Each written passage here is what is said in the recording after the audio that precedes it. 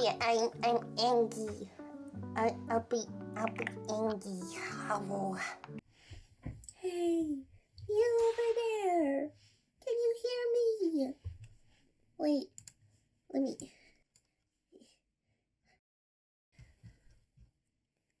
Hi, today, well, I am going to be ranting about VTubing advice that I have picked up on my first year of VTubing on and off, very inconsistently. I'm obviously still learning and still very small. I am small. I have to focus a lot of my energy into studying, but I am going to be starting that VTube grind after studies this year, where I'm doing a gap year, which I'm very excited for. But yeah, alright. Really interesting reflections or kind of rants points of mine that I would love to get some of your opinions on, so let's get it.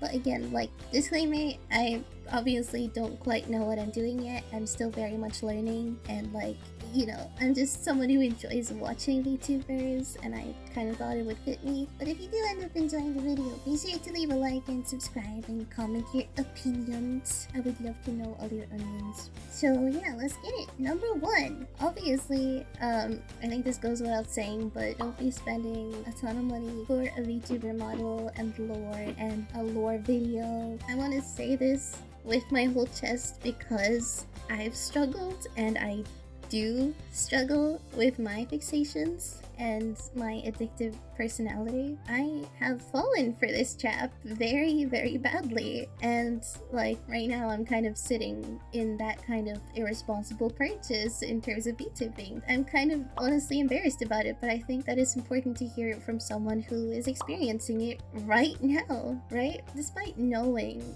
that it's an oversaturated industry and there's an ocean of established VTubers who are beyond my level so far, right? There's no easy way to kind of face that reality of it's not as simple as just having a beautiful model, you know? It's not just attractive, good stuff. You have to kind of build up your brand and stuff before that, obviously. For some people, right, advanced models can be a huge selling point and be the reason why someone would want to check you out. Because the good thing about VTubing is that it is a lot easier in a sense to create a branding, because you have your own character that often has a theme.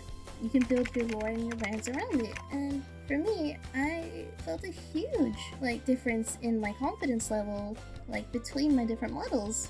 As silly as that might sound, but a VTuber model is an extension of yourself, and you do want it to kind of reflect your personality a little bit at least, which makes total sense. Please do not break the bank for it. People aren't really gonna stick around for a while if you don't have your core and your content in a more established place, let's say. Most of us aren't huge corpo VTubers, thus it makes sense to spend the VTubing budget over time. Obviously, you can spend the money you do make off VTubing, you have that go back into the VTubing business. If you do have the money to set aside for VTubing from your day job, then that's also great, you know? But spend within your means, obviously. For my first model, I had drawn it myself very poorly. I'll see if I can put a PNG up here. And I got it rigged free of cost from someone who was trying to learn how to rig, so it was a test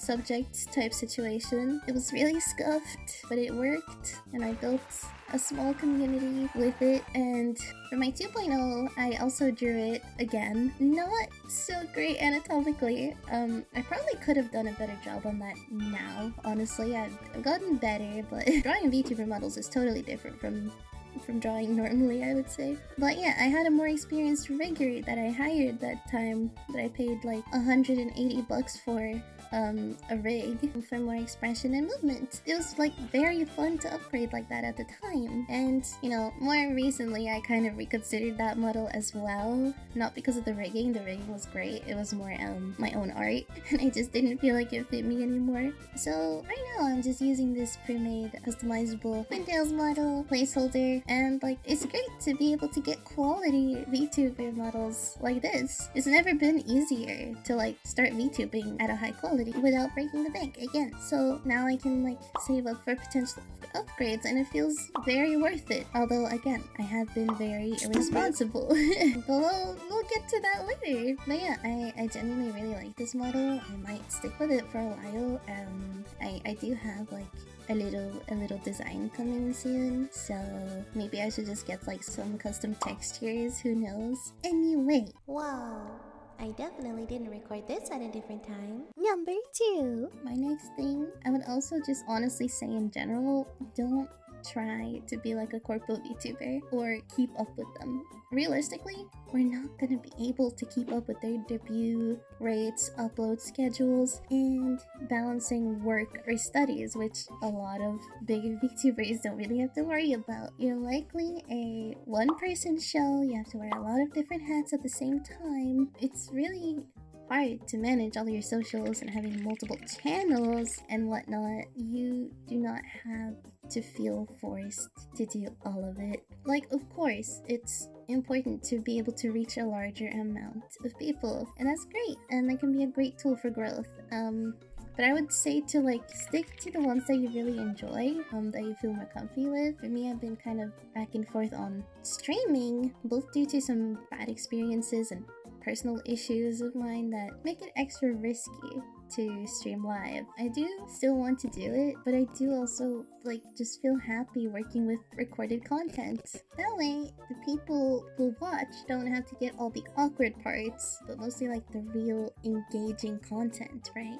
And it took me a while to realize this, but like, why would I be good at streaming if I can barely make it through watching a stream myself? I love to pop in and like have streams of my friends for background noise or like to support them. Other than that, I don't really watch a whole lot of streams. I am like 1000% on the recorded content side of things for my entertainment. So I think maybe it could be smart to kind of tailor your content creation to the content that you yourself enjoy to watch, right?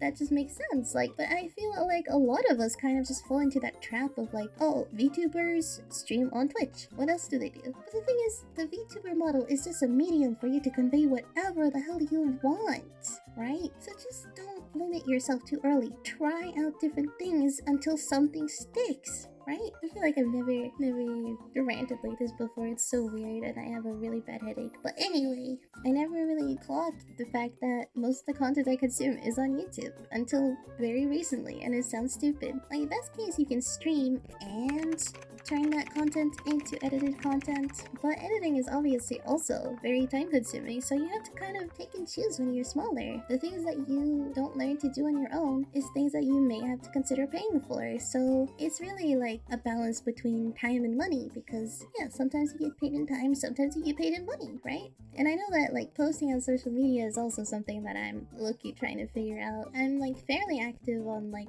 TikTok right now and like short form stuff. Haven't really done much on the Bird app due to me being a bit iffy about the whole grok editing tool. It seems yeah, I'm not really about that life, so I'm gonna have to limit myself a bit there, but I do still post on Blue Sky, if anything. For short form, I would say like short form is pretty easy, because then just TikTok, and then you can re-upload them to YouTube Shorts, Instagram Reels, if you feel like it. That's like very easy content, and it can really help people who maybe don't want to tune into a whole video or a stream still like learn a bit more about you, right? And that can help drive more traffic into your streams and your YouTube videos that are longer. And finally, number 3. Next rule of Fight Club, VTubing advice. For me, it's ultimately stick by your own strengths as you find them.